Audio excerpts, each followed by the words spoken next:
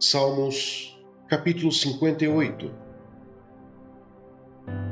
Será que vocês, poderosos, falam de fato com justiça? Será que vocês, homens, julgam retamente? Não. No coração de vocês tramam a injustiça, e na terra as suas mãos espalham a violência. Os ímpios erram o caminho desde o ventre. Desviam-se os mentirosos desde que nascem. Seu veneno é como o veneno de serpente. Tapam os ouvidos, como a cobra que se faz de surda, para não ouvir a música dos encantadores, que fazem encantamentos com tanta habilidade. Quebra os dentes deles, ó Deus. Arranca, Senhor, as presas desses leões. Desapareçam como a água que escorre quando empunham o arco. Caiam sem força as suas flechas. Sejam como a lesma que se derrete pelo caminho. Como feto abortado, não vejam eles o sol. Os ímpios são varridos antes que as suas panelas sintam o calor da lenha, esteja ela verde ou seca. Os justos se alegrarão quando forem vingados, quando banharem seus pés no sangue dos ímpios. Então os homens comentarão: de fato, os justos têm a sua recompensa. Com certeza, há um Deus que faz justiça na terra. Salmos, capítulo 59. Livra-me dos meus inimigos, ó Deus. Põe-me fora do alcance dos meus agressores. Livra-me dos que praticam o mal e salva-me dos assassinos. Vê como ficam à minha espreita. Homens cruéis conspiram contra mim, sem que eu tenha cometido qualquer delito ou pecado, ó Senhor. Mesmo eu não tendo culpa de nada, eles se preparam às pressas para atacar-me. Levanta-te para ajudar-me. Olha para a situação em que me encontro. Ó Senhor, Deus dos exércitos, ó Deus de Israel, desperta para castigar todas as nações. Não tenhas misericórdia dos traidores perversos. Eles voltam a cair da tarde, rosnando como cães e rondando a cidade. Vê que ameaças saem de suas bocas. Seus lábios são como espadas e dizem: quem nos ouvirá? Mas tu, Senhor, vais rir deles, caçoarás de todas aquelas nações. Ó tu, minha força, por ti vou aguardar. Tu, ó Deus, és o meu alto refúgio. O meu Deus fiel virá ao meu encontro e permitirá que eu triunfe sobre os meus inimigos. Mas não os mates, ó Senhor, nosso escudo, senão o meu povo o esquecerá. Em teu poder, faz-os vaguearem e abate-os. Pelos pecados de suas bocas, pelas palavras de seus lábios, sejam apanhados em seu orgulho. Pelas maldições e mentiras que pronunciam, consome-os em tua ira, consome-os até que não mais existam. Então se saberá até os confins da terra que Deus governa Jacó. Eles voltam a cair da tarde, rosnando como cães e rondando a cidade. À procura de comida, perambulam, e se não ficam satisfeitos, uivam. Mas eu cantarei louvores à tua força. De manhã louvarei a tua fidelidade, pois tu és o meu alto refúgio, abrigo seguro nos tempos difíceis. Ó minha força, canto louvores a ti. Tu és, ó Deus, o meu alto refúgio, o Deus que me ama. Tiago, capítulo 3. O domínio sobre a língua.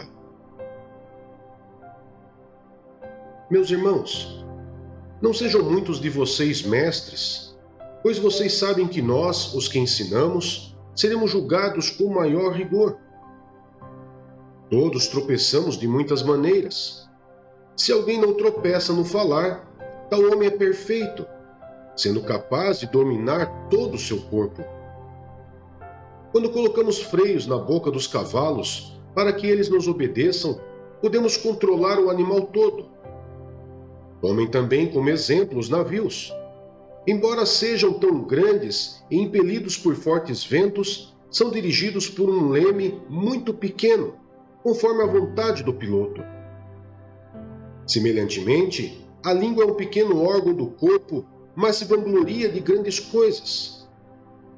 Vejam como um grande bosque é incendiado por uma simples fagulha.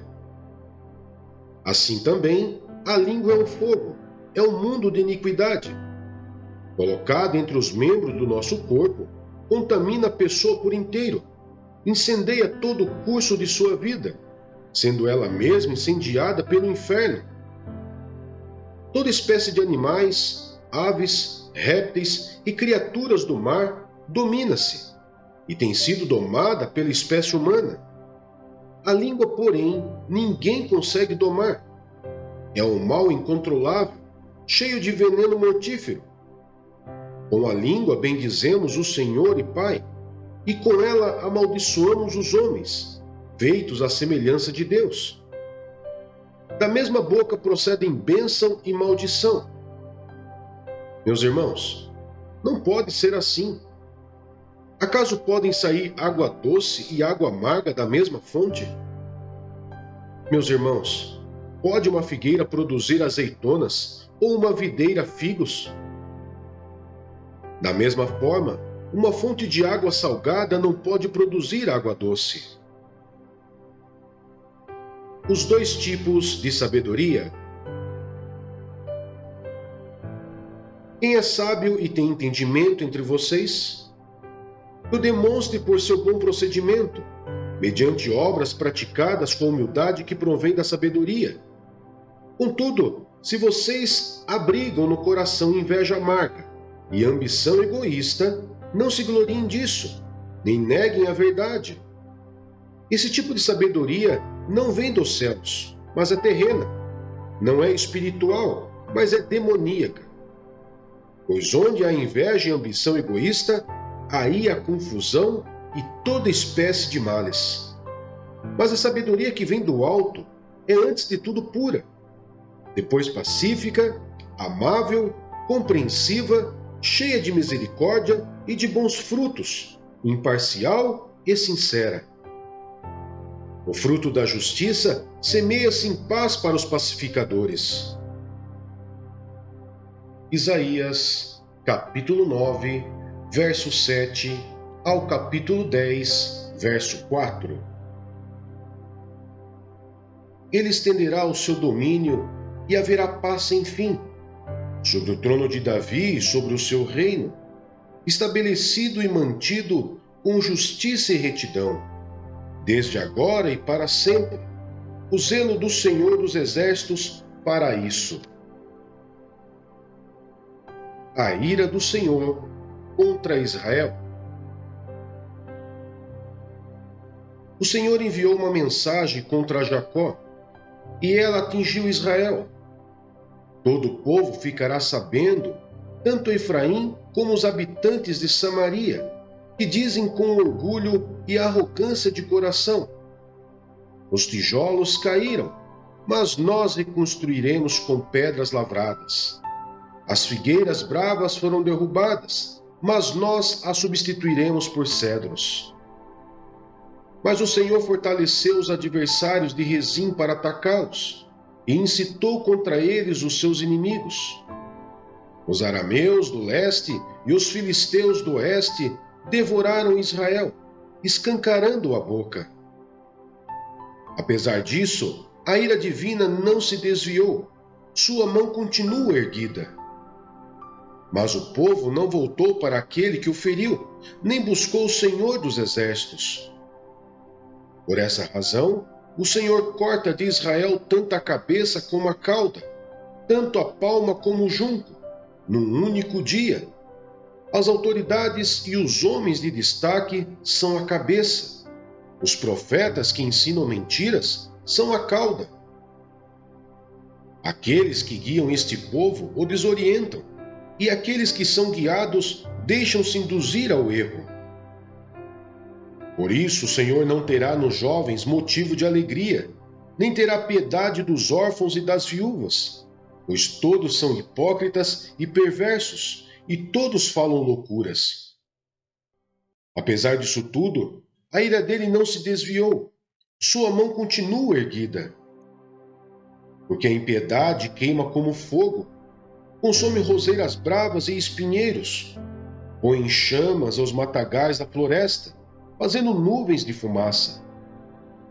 Pela ira do Senhor dos Exércitos, a terra será ressecada, e o povo será como lenha no fogo. Ninguém poupará o seu irmão. À direita devorarão, mas ainda estarão com fome. À esquerda comerão, mas não ficarão satisfeitos. Cada um comerá a carne do seu próprio irmão. Manassés contra Efraim, Efraim contra Manassés, e juntos eles se voltarão contra Judá. Apesar disso tudo, a ira divina não se desviou. Sua mão continua erguida. Isaías, capítulo 10. Ai daqueles que fazem leis injustas, que escrevem decretos opressores, para privar os pobres dos seus direitos e da justiça aos oprimidos do meu povo, fazendo das viúvas sua presa e roubando dos órfãos. Que farão vocês no dia do castigo, quando a destruição vier de um lugar distante? Atrás de quem vocês correrão em busca de ajuda? Onde deixarão as suas riquezas? Nada poderão fazer, a não ser encolher-se entre os prisioneiros ou cair entre os mortos. Apesar disso tudo, a ira divina não se desviou, sua mão continua erguida. Números, capítulo 20. As águas de Meribá. No primeiro mês, toda a comunidade de Israel chegou ao deserto de Zim e ficou em Cádiz. Ali Miriam morreu e foi sepultada. Não havia água para a comunidade e o povo se juntou contra Moisés e contra Arão. Discutiram com Moisés e disseram: quem dera tivéssemos morrido quando os nossos irmãos caíram mortos perante o Senhor. Por que vocês trouxeram a Assembleia do Senhor a este deserto, para que nós e nossos rebanhos morrêssemos aqui? Por que vocês nos tiraram do Egito e nos trouxeram para este lugar terrível? Aqui não há cereal, nem figos, nem uvas, nem romãs, nem água para beber. Moisés e Arão saíram de diante da Assembleia para a entrada da tenda do encontro e se prostraram com o rosto em terra, e a glória do Senhor lhes apareceu. E o Senhor disse a Moisés: pegue a vara e com seu irmão Arão reúna a comunidade, e diante desta fale aquela rocha, e ela verterá água. Vocês tirarão água da rocha para a comunidade e os rebanhos beberem.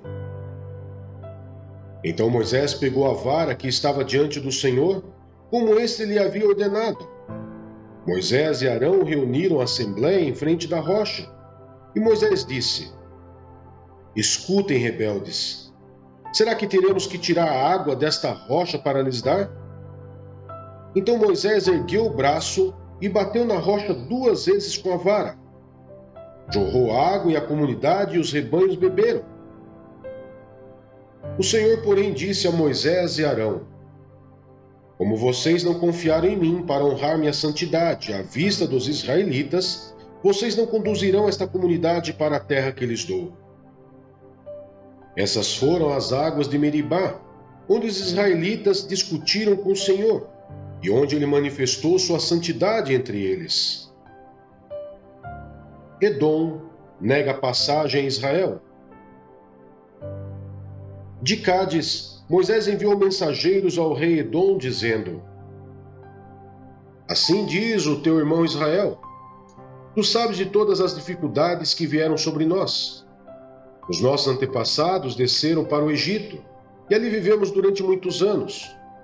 Os egípcios, porém, nos maltrataram, como também a eles. Mas quando clamamos ao Senhor, Ele ouviu o nosso clamor, enviou um anjo e nos tirou do Egito. Agora estamos em Cádiz, cidade na fronteira do seu território. Deixa-nos atravessar a tua terra. Não passaremos por nenhuma plantação ou vinha, nem beberemos água de poço algum. Passaremos pela estrada do rei e não nos desviaremos nem para a direita nem para a esquerda, até que tenhamos atravessado o seu território. Mas Edom respondeu: Vocês não poderão passar por aqui. Se tentarem, nós os atacaremos com a espada. E os israelitas disseram: Iremos pela estrada principal. Se nós e os nossos rebanhos bebermos de tua água, pagaremos por ela. Iremos apenas atravessar a pé e nada mais. Mas Edom insistiu: Vocês não poderão atravessar. Então Edom os atacou com um exército grande e poderoso, visto que Edom se recusou a deixá-los atravessar o seu território. Israel desviou-se dele. A morte de Arão. Toda a comunidade israelita partiu de Cádiz e chegou ao Monte Or. Naquele monte, perto da fronteira de Edom, o Senhor disse a Moisés e Arão: Arão será reunido aos seus antepassados, não entrará na terra que dou aos israelitas, porque vocês dois se rebelaram contra a minha ordem, junto às águas de Meribá. Leve Arão e seu filho Eleazar para o alto do Monte Or. Tire as vestes de Arão e coloque-as em seu filho Eleazar, pois Arão será reunido aos seus antepassados. Ele morrerá ali. Moisés fez conforme o Senhor ordenou. Subiram ao Monte Or, à vista de toda a comunidade. Moisés tirou as vestes de Arão e as colocou em seu filho Eleazar. E Arão morreu no alto do monte. Depois disso, Moisés e Eleazar desceram do monte. E quando toda a comunidade soube que Arão tinha morrido, toda a nação de Israel pranteou por ele durante 30 dias.